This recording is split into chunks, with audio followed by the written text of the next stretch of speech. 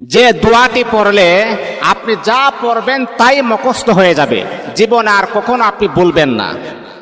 আপনি যা পড়বেন তাই আপনার নলেজের ভিতরে ফিট হয়ে যাবে, আপনি কখনো বলার চেষ্টা করলে বলতে পারবেন না।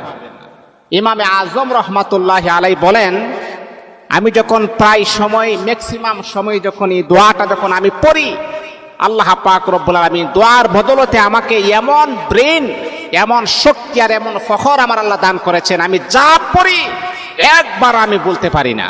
দোয়াটি হচ্ছে আল্লাহুম্মা ইন্না নাস্তাঈনুকা আলা তাআতিক। এই দোয়াটা পড়বেন।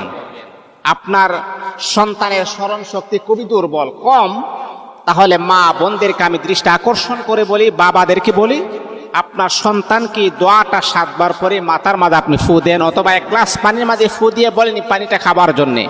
দেখবেন আল্লাহ পাক রব্বুল আলামিন আপনার সন্তানের মেধা